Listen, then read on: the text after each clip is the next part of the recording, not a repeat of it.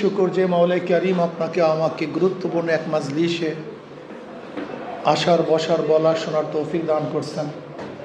শুকরিয়াতান সবাই বলে আলহামদুলিল্লাহ।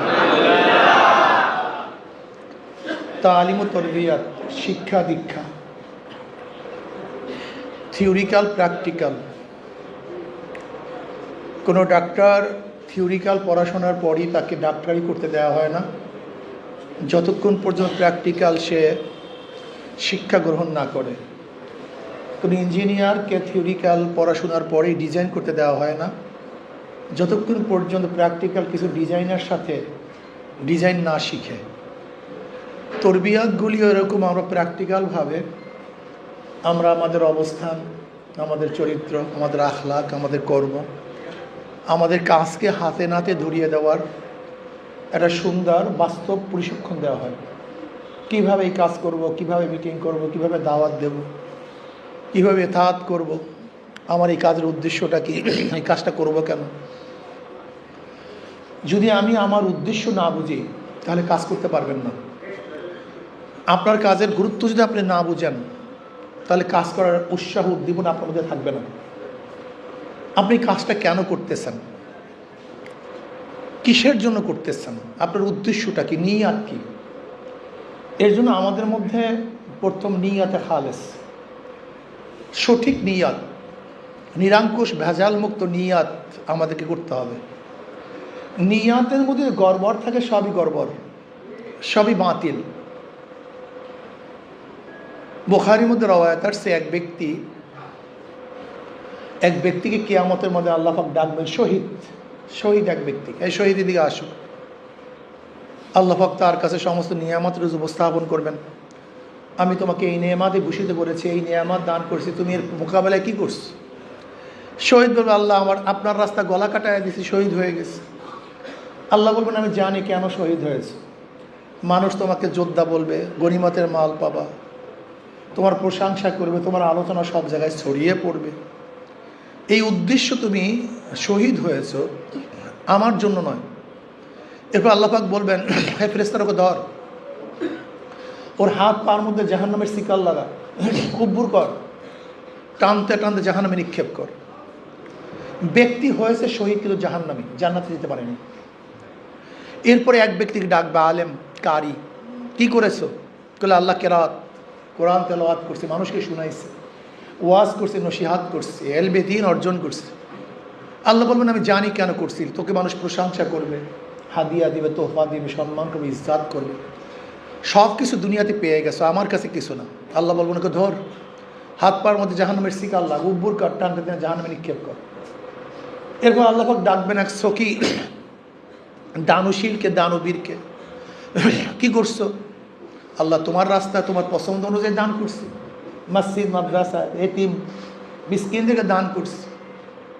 আল্লাহ বলবেন, না, তুই প্রশংসা পাওয়ার জন্য দান করছিস, আমার কাছে কিছু না। ওকে ধর, জাহান্নামের শিকাল লাগ, উব্বুর কর, টানতে টানতে জাহান্নামে নিক্ষেপ কর। বুখারীর মধ্যে রওয়ায়াত আসছে, এই রওয়ায়াতটা বুখারীর মধ্যে আসছে। ব্যক্তি হয়েছে শহীদ কিন্তু জান্নাতি না, জাহান্নামী। ব্যক্তি হয়েছে আলেম কিন্তু জাহান্নামী। ব্যক্তি হয়েছে দানশীল কিন্তু দান তাকে জান্নাতে নিতে পারে না। এর কারণটা কি? নিয়াত সহি ছিল না। কি সহি ছিল না ভাই? নিয়াতে খালেস। সেখানে কেন আসছেন, এই কাজটা কেন করবেন? অন্য অন্য সংগঠন কেন করে? আমি প্রতিষ্ঠিত হতে পারলে, আমি সভাপতি সেক্রেটারি যদি হতে পারি, এই এলাকার চাঁদা সব আমার, টেন্ডার আমার, আমি ধনী হয়ে যাব, আমি গরিব থাকবো না। আপনার রিপোর্টে দেখেন, আসছে রিপোর্টে, আজকের রিপোর্টেই আসছে, যারা 16-17 বছর পর্যন্ত অফিসের মধ্যে ফ্যান লাগাতে পারেনি, এমন কি পরামাত্মা পেয়েছে, আলাউদ্দিনের চেরাগ পেয়েছে, এখন তাদের অফিসের মধ্যে এসি লাগছে এই কয়দিনের মধ্যে। এই মাত্র কয়েক মাসের মধ্যে যারা রিক্সা চলতে পারে না, এখন তারা 5 গাড়িতে চলতেছে। এই বরিশালেও সেই ঘটনা ঘটছে। এ দূরের কথা বাদ দেন, এমনকি আলাউদ্দিনের চেরাগ পেয়েছে, এমনকি স্বর্ণের খনি পেয়েছে তারা, এমনকি ব্যবসা করেছে। ব্যবসা কি? চাঁদাবাজি। এদের বড় ব্যবসা হলো চাঁদাবাজি, দখলদারি। তারা তো এই সংগঠন করে দখলদারির জন্য, চাঁদাবাজির জন্য, কিন্তু আপনি করতেছেন কেন? আগে আপনাকে সিদ্ধান্ত গ্রহণ করতে হবে, আপনি কাজটা করবেন কেন, এখানে আসছেন কেন? এতক্ষণ দোকানদারি করলে, এই তো আমাদের সামনে অনেক ব্যবসায়ীরা আছেন, আমি অনেককে চিনি, অনেক শ্রমিক বাবারা এখানে আছেন যাদেরকে আমি চেহারা দেখলে চিনি। যদি আজকে 1 ঘন্টা রিক্সা চালাতাম, ঠেলা গাড়ি ঠেলতাম, কাজ করতাম, মায়না পেতাম, কিন্তু এখানে আসছেন কেন? নিয়াতকে সহি করেন, নিয়াতে খালিস, নিয়াত। ইন্না সালাতি ওয়া নুসুকি ওয়া মাহইয়া ওয়া মামাতি লিল্লাহি রাব্বিল আলামিন, আমি আল্লাহর জন্য কাজ করি, অন্য কারোর জন্য না। আপনি কেন নামাজ পড়লেন? মাগরিবের নামাজ আল্লাহর জন্য। কেন রোজা রেখেছি? আল্লাহর জন্য। আমি কেন নিজের অর্থ খরচ করে কুরবানি দিয়েছিলাম? আমি জান মাল কুরবানি করে আমি কেন হজ করেছি? হ্যাঁ, যদি ওই কাজটা আল্লাহর জন্য হয়ে থাকে, তো এই কাজটাও তো আল্লাহর জন্যই করি। তো হজ করতে যদি আপনি এত টাকা ব্যয় করতে পারেন, কষ্ট করতে পারেন, সাধনা করতে পারেন, তাহলে এই কাজটা করার জন্য আপনি সাধনা করেন না কেন? অর্থ ব্যয় করেন না কেন? কারণটা কি? তার মানে এই কাজটাকে নিজের কাজ মনে করি না, এই কাজটাকে নিজের কাজ মনে করি না, এই কাজটাকে মনে করি কার কাজ? সভাপতির কাজ। এটা আমার কাজ না। এই কাজটা কার? সেক্রেটারির কাজ। এটা আমার কাজ না। যতক্ষণ পর্যন্ত অন্য ইবাদতের মতো এইটাকে ইবাদত মনে না করবেন, ততক্ষণ পর্যন্ত আপনার মধ্যে স্পৃহা, উদ্দীপনা সৃষ্টি হবে না, যন্ত্রণা সৃষ্টি হবে না।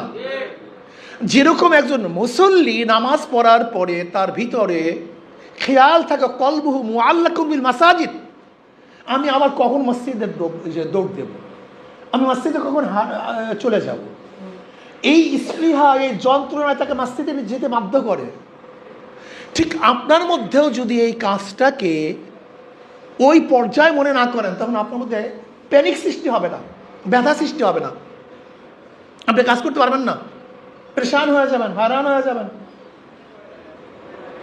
দেখেন, আপনার সন্তান যদি অসুস্থ হয়, আপনি তাকে হসপিটালে নিচ্ছেন, আপনার যন্ত্রণাটা কি? কতক্ষণ আগে নিতে পারি, কিভাবে নিতে পারি? কেন? যদি একটু পরে নেই, তাহলে আমার সন্তানটা দুনিয়া থেকে হারিয়ে যাবে। ঠিক আজকে ইসলামের অবস্থাটা কি? ইসলামের শরীরের অবস্থাটা কি? ইসলামকে ধ্বংস করার জন্য, এরকম আক্রমণ করার জন্য হাজারো শত্রুরা চেষ্টা চালাচ্ছে, ষড়যন্ত্র শুরু করছে। ইসলামী শরীরটা রোগী হয়ে গেছে, দুর্বল হয়ে গেছে, এটাকে শক্তিশালী করতে হবে, রোগমুক্ত করতে হবে।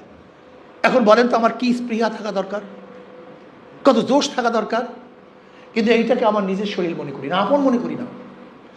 আমার সন্তানকে আপন মনে করি, ইসলামকে আপন মনে করি না। সংসারের মধ্যে যদি গ্যাঞ্জাম হয়, কিছুক্ষণ পরে উভয়ের তাগিদই মিলে যায়। স্বামী স্ত্রীর মধ্যে ঝগড়া হয়েছে, প্রত্যেকের চান্সেস থাকে কোন মিলব। স্বামীও তার অবস্থান থেকে চান্সেস থাকে মেলার জন্য, আর স্ত্রীও চান্সেস থাকে কিসের জন্য? কেন? আমার সংসার করতে হবে। কিন্তু আমাদের মধ্যে যদি ঝগড়া সৃষ্টি হয়, আমরা এত দূরত্ব বজায় কেন করি? তার মানে ওই সংসারকে সংসার মনে করছে, এটাকে সংসার মনে করিনি। স্বামী স্ত্রীকে আপন মনে করছি, কিন্তু আমার সংগঠনের ভাইকে আপন মনে করিনি। এর জন্য আমি তোর সাথে আর কথা বলবো না। কিন্তু আমি বিশ্বাস করি, ওয়ায়ুসিরুনা আলা আনফুসিহিম ওয়ালাউ কানা বিহিম খাসাসা, আল মুমিনু কারজুল ওয়াহিদ, ইন ইশতাকা আইনুহু ইশতাকা কুল্লু ওয়া ইন ইশতাকা রাসুহু ইশতাকা কুল্লু। যদি আমার সন্তানের সাথে বিভেদ সৃষ্টি হওয়ার পরে সাধারণ আমার কলমের মধ্যে, আমার কলেজের মধ্যে ব্যথা সৃষ্টি হয়, কিভাবে আনবো, কিভাবে তাকে ঠিক করা যায়, কিভাবে আনা যায়, সংশোধন করা যায়। যদি আমার সন্তানকে সংশোধন করার জন্য আমার মধ্যে ব্যথা সৃষ্টি হয়, তাহলে আজকে হাজারো মাখলুকাত, আল্লাহ পাকের শ্রেষ্ঠ মাখলুকাতে মানুষকে সংশোধন করার জন্য আপনার মধ্যে ব্যথা সৃষ্টি হয় না কেন? তার মানেটা কি? আপনি মোমেন না। যদি মোমেন হতেন, তাহলে আর মোমেনের জন্য আপনার মধ্যে ব্যথা সৃষ্টি হইত। যে নবী আলী সাল্লাল্লাহু আলাইহি ওয়াসাল্লাম বলছেন, আল মুমিনু কারজুন ওয়াহিদ, গোটা মোমেন একটা শরীরের নয়। যেমন শরীরের মধ্যে মাথা অসুস্থ হলে গোটা শরীরটা অসুস্থ হয়ে যায়, ঠিক না? চোখে দরদ হলে গোটা শরীরটাই খারাপ লাগে। ঠিক আপনার গোটা দুনিয়ার মধ্যে একজন মুমিন যদি অসুস্থ হয়, দুঃখিত হয়, তার দুঃখে আপনি দুঃখিত না হলে আপনি প্রকৃত মুমিন হতে পারেন না। এই জন্য আমাদের কী করতে হবে? এটাকে নিজের মনে করতে হবে, এটা অঙ্গ। আমি সবসময় মনে করি আল্লাহ পাক আমাদের অঙ্গ প্রত্যঙ্গের মধ্যে কত মিসাল যে রেখেছেন যা চিন্তাও করা যায় না। আচ্ছা বলেন তো, আমাদের সব শরীর নয়, সব আমার না? কথা বলেন না কেন? পাও কার? আমার। নাক, কান, সবই তো আমার, কিন্তু সব অঙ্গের কি অবস্থা নেয় আজীব। যদি আমি সাকি সাহেবের গালে দড়ি, আদর করা হয়, যদি কানে দড়ি, আজীব ব্যাপার। কান আর গাল তো একই জায়গা, এটা দুনোর দুনো একই শরীর, কিন্তু মান কিন্তু এক না। আজীব। সাকি সাহেবকে কপালে চুমা দেয় এক অবস্থা, আবার ঠোঁটে চুমা দিলে ভিন্ন অবস্থা, গালে চুমা দিলে ভিন্ন অবস্থা হয়। একই মানুষ, সবই শরীর, কিন্তু শরীরের অবস্থান এক না। আমি যদি ডান হাত দিয়ে স্যারকে পানি দেই, আদব, অথচ বাম হাতটা আমার, কিন্তু বাম হাত দিয়ে দিলে বলে বেয়াদব। মান এক না। আমি যদি কোনো জায়গায় স্পর্শ করে হাত দিই একজনের শরীরের মধ্যে, বলবে হ্যাঁ আমাকে শ্রদ্ধা সম্মান দেখাইছে, কিন্তু এই হাত দিয়ে যদি আমি পা শ্রদ্ধা করে, আমি যদি স্যারের পায়ের মধ্যে হাত লাগাই, কি বলবে? অত এই হাতটা যদি কানে লাগাই, করবে বেয়াদব। অথচ একই শরীর, যেন ওটা শরীরের মধ্যে সবই আমার, কিন্তু মান এক না, কিন্তু প্রত্যেকটা প্রয়োজন। প্রত্যেকটার কি প্রত্যেকটা প্রয়োজন। সবই আমার শরীর, কিছু অংশ প্রকাশ করা আর কিছু অংশ গোপন রাখা। কেউ যদি বলে সবই আমার শরীর, সবই প্রকাশ করে, এটা কেমন কথা হইল কন্ত? এটা হয় না। এই যুক্তির যুক্তি না। আপনাকে চলতে গেলে সবই প্রয়োজন, কিন্তু সব মান এক না, কিন্তু প্রয়োজন। ঠিক আমাদের মধ্যে সবারই প্রয়োজন, কিন্তু সবার মান এক না হতে পারে, হতে পারে, কিন্তু সবই শরীর, কোনটাকে বাদ দেওয়া যাবে না। বাদ দেওয়ার কোনো সুযোগ নেই, বাদ দেওয়ার কোনো সুযোগ নাই। কোনটাকে আপনি এখন যদি ডান হাত বাম হাতকে গালি দেওয়া শুরু করে, সব তোকে লাগবে না, তুই এটা বেয়াদব, তোর কোনো দাম নেই, তোর মূল্য নেই, আজীব। আবার বাম হাত যদি ডান হাতকে গালি দেওয়া শুরু করে, এটা কেমন কথা হলো? যেরকম আমার ডান হাত বাম হাতকে গালি দেওয়া বোকামি, ঠিক এক ভাই আর এক ভাইকে গালি দেওয়াটাও বোকামি। এটা বুদ্ধিমানের কাজ না, এটা বোকার কাজ। সবার দাম আছে, সবার মূল্য আছে, সবার অবস্থান আছে। আমরা সব একটা বডি, সবাই একটা বডি। মাথা আমার সবচেয়ে স্পেশাল, সবচেয়ে দামি, তার মানে এই নয় মাথাই সব। আমার হার্ট খুব দামি, তার মানে এই নয় হার্টই সব। কিডনি আমার খুবই দামি, তার মানে কিডনি সব না। এখানে যেন সভাপতি সেক্রেটারির এক একটা নাম, তার মানে সভাপতি সব, সেক্রেটারি সব, ব্যাপারটা এরকম না। প্রত্যেকের দাম আছে, প্রত্যেকের অবস্থান আছে, প্রত্যেকের গুরুত্ব আছে, প্রত্যেকের জায়গায় দামি। এর জন্য আমি মনে করব আমাদের সংগঠনে যারা আছি, আমরা সব একটা বডি। সবাই কি ভাই? এখন বলেন তো, কোন অঙ্গ গালি দিবেন, কোন অঙ্গকে দুর্বল মনে করবেন? এটা করবেন না। আমরা এক। আল মুমিনু কারুসুল ওয়াহিদ, একটা শরীরের মতো। আমাদের প্রত্যেক শরীরের প্রয়োজন আছে। আমার শরীর থেকে মাঝে মাঝে গন্ধও আসে, পায়খানা প্রস্রাব বের হতে পারে, আবার পরিষ্কারও করতে হবে। ঠিক আমাদের এই বডির মধ্যে কোনো সময় কিছু হতেই পারে, জার্ম হতে পারে, ময়লা বের হতে পারে, আমাদের মধ্যে কার মধ্যে কথার জার্ম, কাজের জার্ম হতেই পারে। মুছে ফেলেন, ধুয়ে ফেলেন, পরিষ্কার করেন, অঙ্গ কাটা যাবে না। আমাদের কোনো সাথীর মধ্যে হয়তো বা হতে পারে তার কথার দ্বারা, কাজের দ্বারা আমি ব্যথা পেয়েছি, দুঃখিত হয়েছে, নাপাক বের হয়ে গেছে, না, আমরা তাকে ধুয়ে ফেলব, পরিষ্কার করব, ইসলাহ করব, সংশোধন করব। এইটা আমার কাজ, আমার সাথীকে সংশোধন করার কাজ। যতক্ষণ পর্যন্ত আমরা সাথীর জন্য ব্যথা সৃষ্টি না হবে, ততক্ষণ আমরা সংগঠন লোক না। আগেকার জমানায় দেখছি মুজাহিদদের মধ্যে মুজাহিদদের কি মোহাব্বত, কি ভালোবাসা, এইটা যে কেমন যেন উঠে গেছে। অথচ সাহাবায়ে কেরাম রাদিয়াল্লাহু আজমাইনদের মধ্যে এই মোহাব্বতটা ছিল সবচেয়ে বেশি। ওই ইউসিরুনা আলা আনফুসিহিম ওয়ালাউ কানা বিহিম খাসাসার ইতিহাস আপনারা জানেন। এক যুদ্ধের ময়দানে এক সাহাবী পানি বলিয়া ডাক দিছে, তার চাচাতো ভাই পানি নিয়ে গেছে, পানি পান করবে। হঠাৎ আর এক জায়গার থেকে, দ্বিতীয় জায়গা থেকে পানি। ওই ব্যক্তি বলছে, ভাই আমার পানির বেশি প্রয়োজন না, আমার ওই ভাইয়ের পানির বেশি প্রয়োজন। আপনি চিন্তা করতে পারছেন? দ্বিতীয় ব্যক্তির কাছে পানি নিয়ে গেছে, পানি পান করবে, তৃতীয় আর এক জায়গা থেকে পানি। দ্বিতীয় ব্যক্তি বলছে, ভাই আমার তো বেশি পানির প্রয়োজন না। ওই তৃতীয় ভাই পানির বেশি প্রয়োজন, আপনি তার কাছে নিয়ে যান। তৃতীয় ব্যক্তির কাছে গেছে, দেখে সে শহীদ হয়ে গেছে। আসছে দ্বিতীয় ব্যক্তির কাছে, দেখে সেও শহীদ হয়ে গেছে। আসছে প্রথম ব্যক্তির কাছে, দেখে সেও শহীদ হয়ে গেছে। আল্লাহ পাক কি বলেন, ওয়ায়ুসিরুন ইসার ওয়ায়ুসিরুন আলা আনফুসিহিম ওয়ালাউ কানা বিহিম খাসাসা। তারা তো এমন মানুষ, নিজের ধ্বংসের মুহূর্তেও তার ভাইকে প্রাধান্য দেয়। আমার না ভাইয়ের, আমার জরুরত না আমার ভাইয়ের জরুরত। আমি দাঁড়িয়ে থাকবো, আমার ভাই বসবে। আমি বসে থাকবো, আমার ভাই শুইবে। আমি না খেয়ে থাকবো, আমার ভাই খাবে। আমি কষ্ট করবো, আমার ভাই আরাম করবে। যেই মেজাজ পয়দা হইত, আমরা এই মান সম্পন্ন হতাম, তাহলে অবস্থাটা কি হতো বলেন তো? ইসলাম তো দুনিয়াটাকে জান্নাত বানাতে চায়। ইসলাম দুনিয়াটাকে জান্নাত বানাতে চায়। এর জন্য তো আমরা দোয়া করছি, রব্বানা আতিনা ফিদ দুনিয়া হাসানাতাও ওয়া ফিল আখিরাতি হাসানাতাও ওয়া কিনা আযাবান নার। আল্লাহ দুনিয়া তো হাসান দান করো, আখিরাতে হাসান দান করো। ইসলাম মানেই তো শান্তি। দেখছেন ইসলামী পরিবেশ, হাউ নাই কাউ নাই, কিচ্ছু নেই, এত শত হাজার মানুষ এক নীরব, ইন্দম ইসলাম। অন্য সংগঠনের ক্যাস ম্যাস ক্যাস ম্যাস ক্যানজাম, অমুক তমুক, কে আগে বসবে কে পরে বসবে। ইসলামের কর্মীদের কি আগে বসছে কে পরে বসছে কোনো খবর আছে?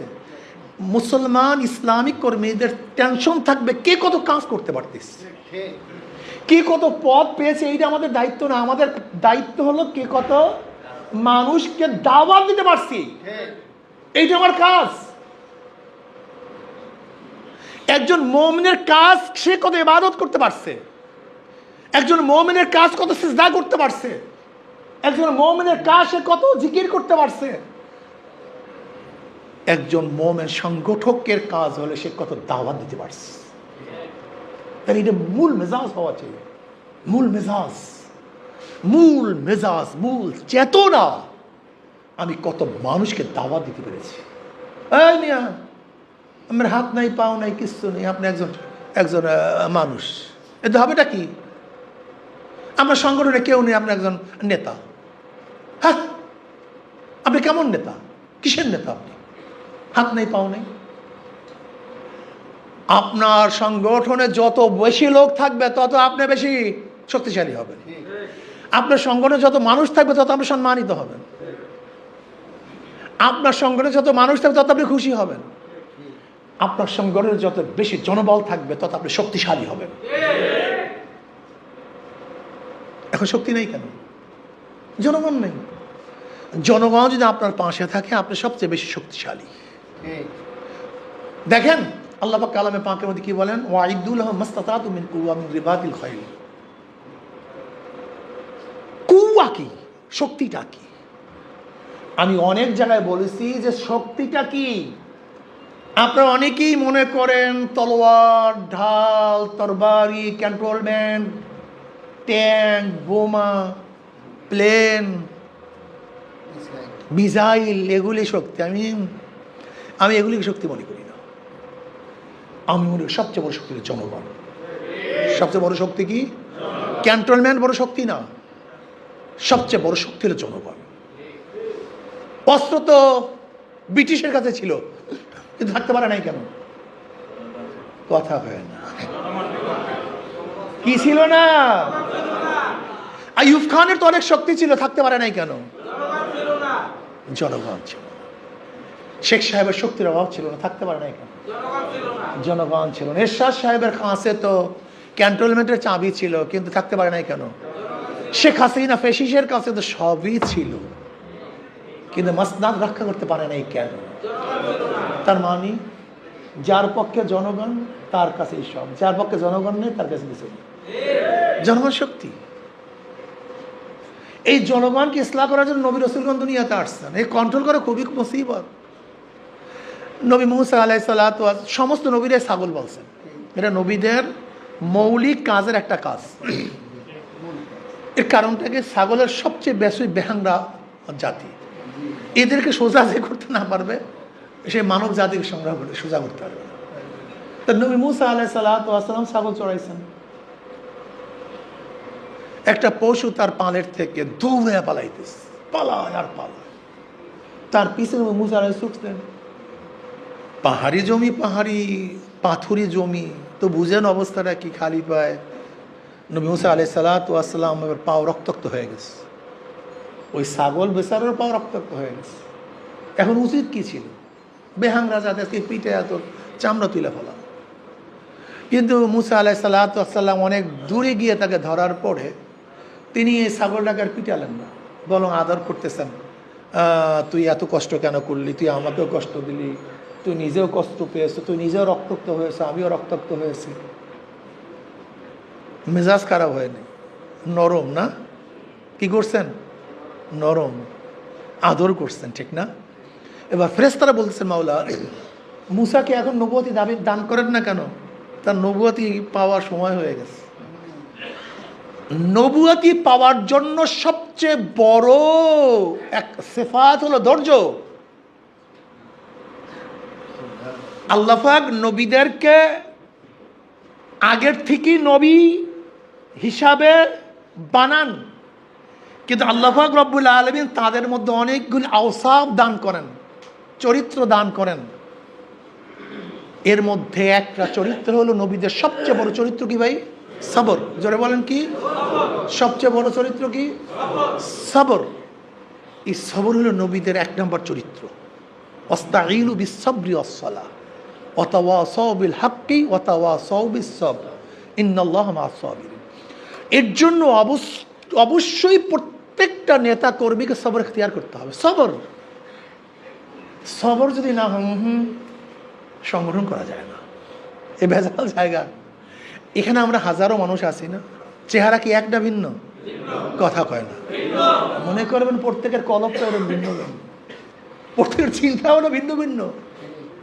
এই গোটা মানুষের চেহারা যেরকম আলাদা, তাদের মনটাও আলাদা, কিন্তু চেহারা দেখা যায়, মন দেখা কাজে চেহারা ভিন্নতা, মনের ভিন্নতাকে একই জায়গায় আনা খুব সহজ, কি খুবই কঠিন মাসালা। এই মাসালা খুব কঠিন, খুব কঠিন মাসালা। এর জন্য আমি মনে করি এখানে যারা আছেন সবাই দায়িত্বশীল। আমাদের বরিশালে পুরো দায়িত্বশীল এখানে আছেন। প্রত্যেকটা ওয়ার্ড থেকে 2-3 জনকে নিয়ে আসা হয়েছে। আজকের থেকে নিয়াত করেন দাওয়াত।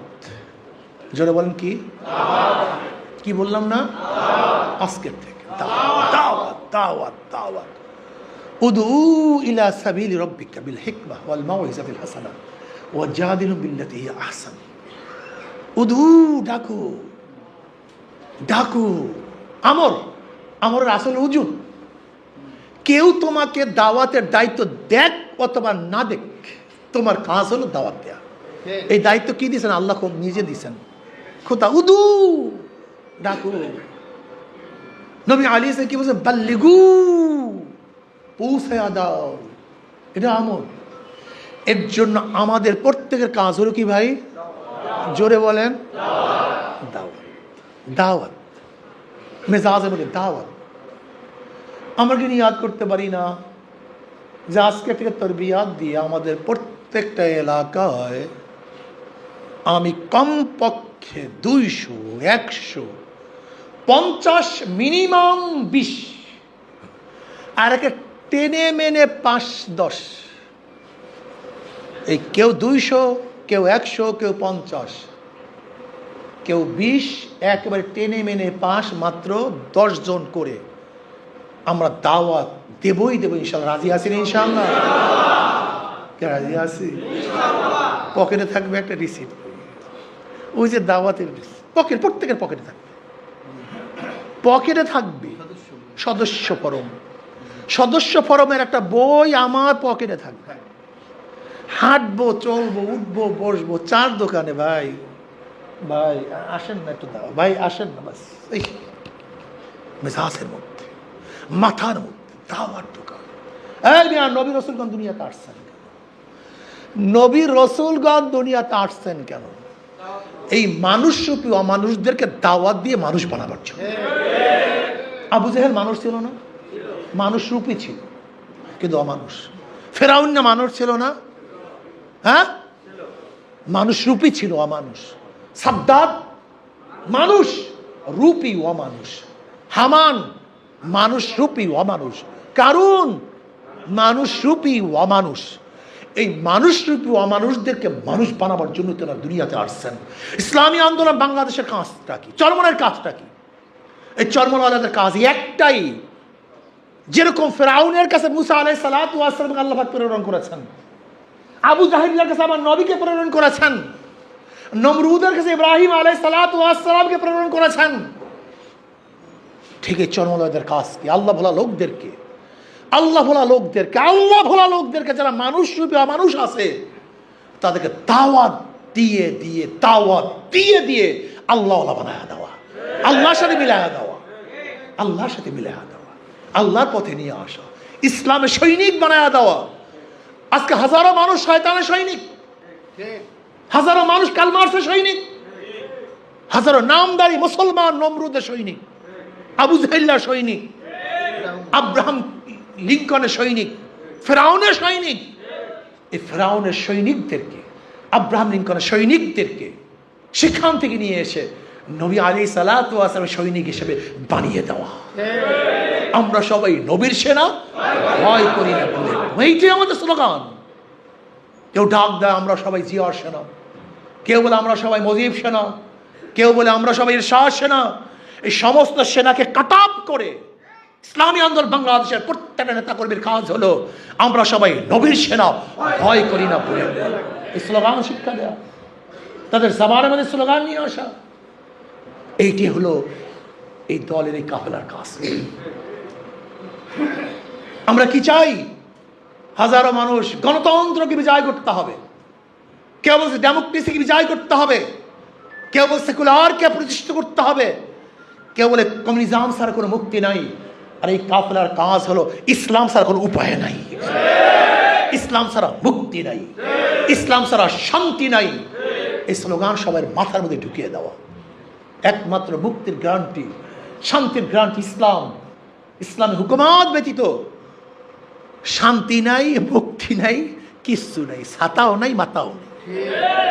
আপনি কি দেখেন নাই?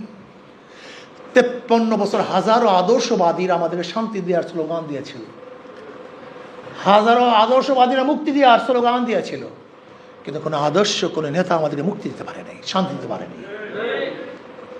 কি দেখেছেন? কি দেখতেছেন?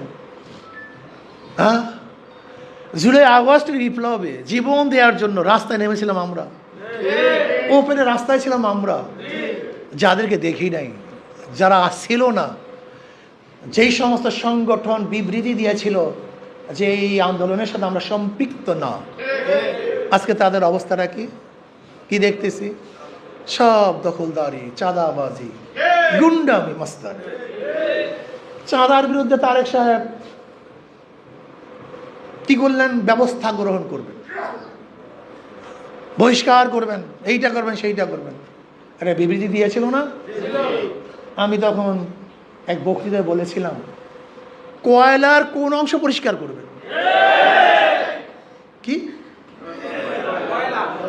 কয়লার কোন অংশ পরিষ্কার করবে? তার জন্মটাই তো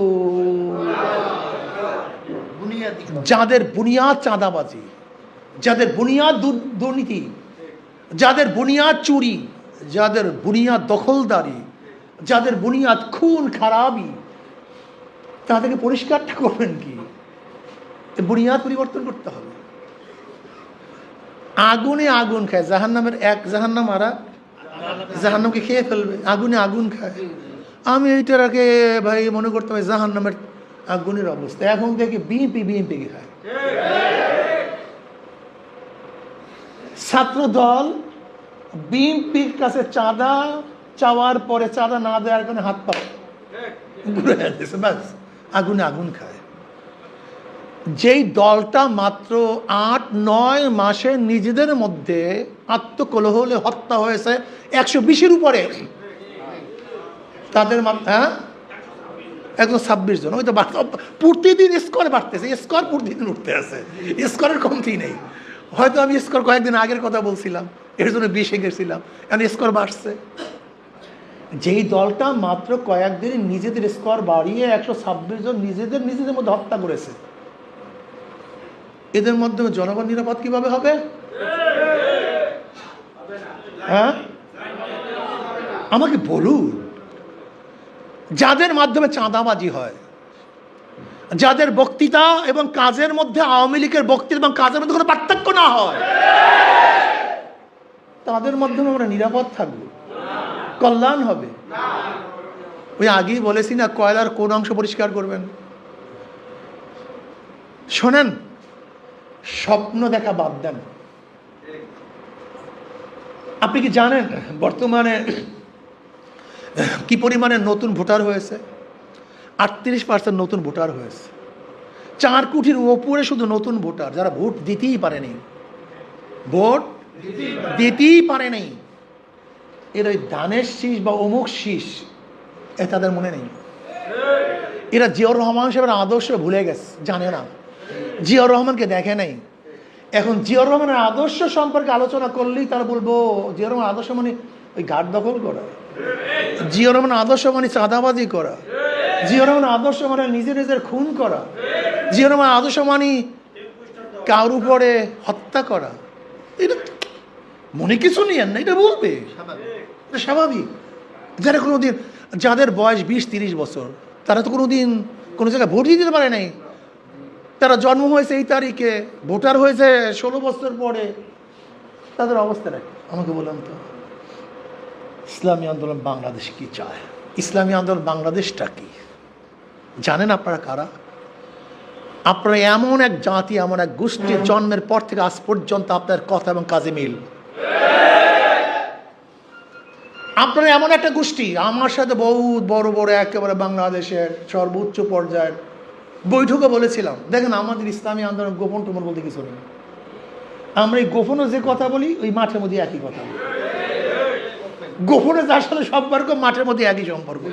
আমাদের ভিতর আর বাহিরের মধ্যে কোনো পার্থক্য নেই। আপনি এখনো বলতে পারেন আমাদের কোনো গোপন জিনিস নেই। ওই এখানে যে কথা বলতেছি মাঠে স্পষ্ট, ওই একই কথা বলি। এই গোপন টোপনের মধ্যে আমরা নেই। ইসলামী আন্দোলন বাংলাদেশ, আপনারা কারা? আপনারা আজ পর্যন্ত ওয়াদা খেলাপ করেননি। আপনারা কারা? বিশ্বাসঘাতকতা করেননি। আপনারা কারা? যারা নীতিভ্রষ্ট হন নেই, আদর্শভ্রষ্ট হন নেই। আপনারা কারা? জন্মের পর থেকে আজ পর্যন্ত এই কাজটাকে ইবাদত মনে করেন, এটাকে নিজের পেট পালার কোনো মাধ্যম মনে করেন না। এটা সেই সংগঠন, নীতি আদর্শ বাস্তবায়নের চেষ্টা করেন। এইটা আমার পেট পালার কোনো জায়গা না, যে এখানে যদি আমি আসি তাহলে আমি ধনী হব, চাকরি পাবো, অমুক পাবো, তমুক পাবো। এটা সেই সংগঠনের নাম না। আমি বিশ্বাস করি, এটা আমার আকীদা। আজকে হোক কালকে হোক, আদর্শই বিজয় হয়, নীতি প্রতিষ্ঠিত হয়। মিথ্যা সাময়িকভাবে জয় হলেও স্থায়িত্ব হয় না, কিন্তু সত্য সাময়িকভাবে হারলেও সে একদিন না একদিন বিজয় হবেই হবে। পরাজিত হয় না, জিতবেই জিতবে। আমি বিশ্বাস করি ইসলামী আন্দোলন কোনো ধোঁকাবাজির কোনো সংগঠন নয়। এদের নেতা এবং কর্মীরা ধোঁকাবাজ নয়। এদের নেতা এবং কর্মীরা কোনো দুনিয়ার স্বার্থে কাজ করে না। আমি বিশ্বাস করি 100 বছরের ইসলামী আন্দোলন বাংলাদেশ একটা সিটও না পায় আর আদর্শের উপর থাকে, একটা কর্মে ভাগবে না, হারাবে না, এই সংগঠন। কিন্তু নীতিভ্রষ্ট হয়ে যদি ইসলামী আন্দোলন আগামীতে 100 সিটও পায়, পরের বছর এদের কাউকে পাওয়া যাবে না, সেই সংগঠন। এরা এমন এক সংগঠন, যেই সংগঠন হলো জনাবে মুহাম্মদ রাসূলুল্লাহ সাল্লাল্লাহু আলাইহি ওয়াসাল্লামের আদর্শের উপর, নীতি এবং চরিত্রের উপরে গঠনকৃত এক সংগঠনের নাম ইসলামী আন্দোলন বাংলাদেশ। আমাদের শায়খ মোর্শেদ নওয়ারুল্লাহ মারকাতুহু বারবার বলেছেন, শুধু নেতা নয়, নীতির পরিবর্তন চাই। আমাদের শায়খ বলেছেন, মাদার গাছ লাগিয়ে আমের আশা করা যায় না। আমাদের শায়খ বলেছেন, তেঁতুল গাছ লাগিয়ে মিষ্টি ফলের আশা করা যায় না। চরিত্রহীন মানুষ দ্বারা চরিত্রবান মানুষ গড়া যায় না। ধোঁকাবাজের মাধ্যমে দেশ থেকে ধোঁকা বন্ধ করা যায় না। দুর্নীতিবাজের মাধ্যমে দুর্নীতি বন্ধ হয় না। চোরের মাধ্যমে চুরি বন্ধ হয় না। এই ইসলামী আন্দোলন বাংলাদেশ কি চায়?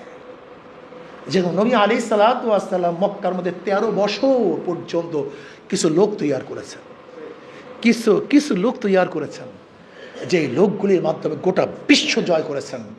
ইসলামী আন্দোলন বাংলাদেশে কিছু লোক তৈরি করতে চায়, এই লোকগুলি তৈরি করার মাধ্যমে ইনশাআল্লাহ আজকে হোক কালকে হোক এই বাংলাদেশের জমিনে কলেমার পতাকা উড্ডয়ন হবেই হবে ইনশাআল্লাহ। আমি বিশ্বাস করি আজকে হোক কালকে হোক। রেকর্ড করেন, ভালো মতো বদ্ধমূল করেন অন্তরের মধ্যে, আজকে হোক কালকে হোক সংসদের মধ্যে উপরে কলেমার পতাকা উড্ডয়ন হবেই হবে ইনশাআল্লাহ। ইসলাম বিজয় হবে। ইসলাম বিজয় হওয়ার জন্য দুনিয়াতে আসছে। ইসলামকে কেউ ধ্বংস করতে পারে না, পারবে না ইনশাআল্লাহ। আজকের থেকে ইনশাআল্লাহ আমাদের দাওয়াত, ইতাআত, ইতাআত লাজেম, জরুরি। ইতাআত ছাড়া কিছু হয় না। আজকে মাওলানা খায়রুল সাহেব এখানে নামাজ পড়াইছেন, কেন ওনার চেয়ে যোগ্য ইমাম কি আর কেউ ছিল না? তার পিছনে কেউ ছিল না? তার চেয়ে বহুত বড় যোগ্য লোক কেউ ছিল না? কিন্তু কি করবেন? সবাইকে ইমামতি করবেন? একজনকে ইমামতি দিতে হবে। এখন কেউ যদি পিছনে বসে বলে আমি তার চেয়ে অনেক বড়, আমি কেন, উনি রুকু দিলে আমি সেজদা দেবো, উনি সেজদা দিলে আমি রুকু দেবো, নামাজ থাকবে? কেন সেজদা ফরজ না? তো অসুবিধা কি? কি নাই? ইতাআত নাই, ফরজ আদায় করছে, ইতাআত নাই, আপনার নামাজ বাতিল। ইতাআত জরুরি, অনুসরণ জরুরি। একজনকে দিতে হবে সামনে, সামনে একজনকে দেয়া ব্যতীত চলা যায় না। ঠিক তদ্রূপ আমরা যারা আছি, আমাদের সে হাজারো যোগ্যতা সম্পন্ন ব্যক্তি অনেকে থাকতে পারে, আছে, কিন্তু একজনের দায়িত্ব পেয়েছে। সমস্যা কি আমার তার ইতাআত করতে? আমার কাজ তো দাওয়াত, ইতাআত, ব্যাস দাওয়াত দেন। ইনশাআল্লাহ সামনে যুদ্ধ আসতেছে। কি আসতেছে? কি আসতেছে? হক এবং বাতিলের লড়াই, হক এবং বাতিলের সাথে যুদ্ধ চলতেছে। সেই যুদ্ধের মধ্যে হককে বিজয় করতে হবে ইনশাআল্লাহ। কেউ বলবে গণতন্ত্রের পক্ষে ভোট দেন, কেউ বলবে ডেমোক্রেসির পক্ষে ভোট দেন, কেউ বলবে আব্রাহাম লিঙ্কনের আদর্শ বাস্তবায়নের জন্য সিল মারেন, আর কেউ বলবে ইসলামকে প্রতিষ্ঠিত করার জন্য, নবী আলাইহিস সালাতু ওয়াস সালাম আদর্শ বাস্তবায়ন করার জন্য, তার নেতৃত্বকে প্রতিষ্ঠা করার জন্য আল্লাহর কর্তৃত্ব, নবীর নেতৃত্ব। বলেন আল্লাহর, নবীর, আল্লাহর কর্তৃত্ব, নবীর নেতৃত্ব বাস্তবায়নের জন্য ভোট দেন। এই বাস, এই দুই দল লাগবে যুদ্ধ। এই যুদ্ধে ইনশাআল্লাহ আমাদেরকে বিজয় অবশ্যই হতে হবে ইনশাআল্লাহ। নহে সমাপ্ত কর্মমোদের অবকাশ কোথায় ইসলামের। আমি বারবার একটা কথা বলি, আল্লাহ ইসলামী আন্দোলনের কথার সাথে কাজের যে মিল, এর জন্য আল্লাহ পাক হাত পাকার ব্যবস্থা করে দিয়েছেন। দেখেন কি অবস্থাটা। যারা নৌকা নির্বাচন করে নৌকা চালাতে পারে না, নৌকা গরিবদের প্রতীক, ধোঁকাবাজ, নিজেদেরকে মনে করে গরিবের বন্ধু, আসলে একটাও গরিবের বন্ধু না, প্রত্যেকটা গরিবের শত্রু। নাঙ্গল চালায় কারা? কথা বলে নাকি? কিন্তু যে নির্বাচন করতে সে নিজেই নাঙ্গল চালাতে পারে না, গরিবদেরকে ধোঁকা দেওয়ার জন্য। যারা ধান কাটে, ধানের শীষওয়ালারা নিজেরা ধান কাটতে খোদের চেয়ারম্যান তেমন কোনোদিন ধানে পুষি দেয় নেই, কিন্তু আমি কিন্তু ধান কাটতে গিয়ে হাত কেটে বলেছি, একসঙ্গে যে আঙ্গুল কেটে বলেছি। ধানের শীষওয়ালারা ধান কাটতে পারে না, নাঙ্গলওয়ালা নাঙ্গল চালাতে পারে না, নৌকাওয়ালা নৌকা চালাতে পারে না, গরুর গাড়ির নির্বাচন যারা করে তারা নিজেরা গরুর গাড়ি চালাতে পারে না, যারা কুঠা নিয়ে নির্বাচন নিজেরা লাকড়ি ফাটতে, কথা বুঝাতে পারে। তার মানে মার্কার সাথে তার কাজের কোনো মিল নেই। কিন্তু ইসলামী আন্দোলন বাংলাদেশের শুরু তো ইসলাম মানে শান্তি, তাদের মার্কাও শান্তি। যে হাত পাখা নির্বাচন করে সেও হাত পাখা চালাতে পারে, যারা নির্বাচন করে তারাও চালাতে পারে। কেউ কার প্রতীক বুকে নিয়ে ঘুমায় না, নৌকা কেউ বুকে নিয়ে ঘুমায় না, নাঙ্গল আর ধানের শীষ নিয়ে কেউ ঘুমায় না, কিন্তু হাত পাখা ডাকলে বুকের মধ্যে, কলিজার মধ্যে ঠেকে যেতে পারে। কথার সাথে কাজের মিলের অবস্থা দেখছে। কি বিশ্বাস করি ইনশাআল্লাহ এই প্রতীক যদি বিজয় হয় তাহলে মানুষ শান্তি পাবে, জনগণ বিজয় হবে, জনগণ মুক্তি পাবে।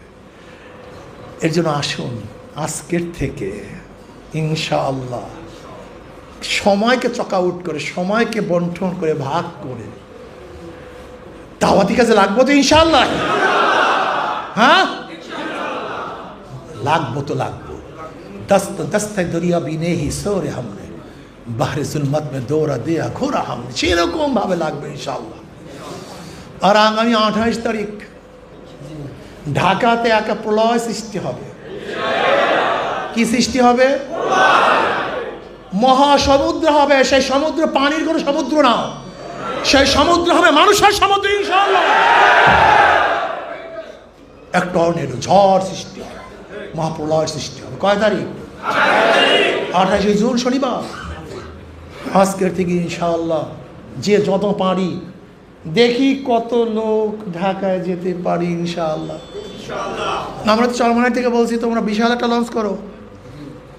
চরকাওয়া শুনলাম তারাও নাকি বাস নিজেরা একটা লঞ্চ করার জন্য চেষ্টা আছে, মানিশের থেকে, ওই বন্দর থানার থেকে।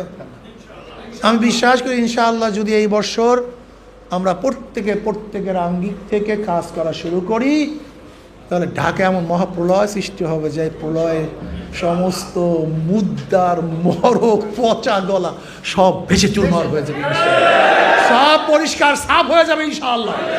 কি রাজি আছেন ইনশাআল্লাহ? এর জন্য আমি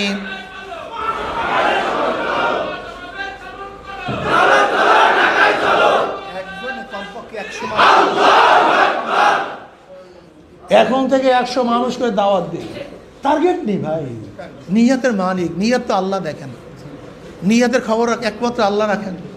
আজকে থেকে নিয়ত করি ইনশাআল্লাহ, দাওয়াত দেই, কাজ করি, নিজে ইসলাহ হওয়ার চেষ্টা করি। আল্লাহ আমাকে আমাদের সবাইকে শুধরায় দেন।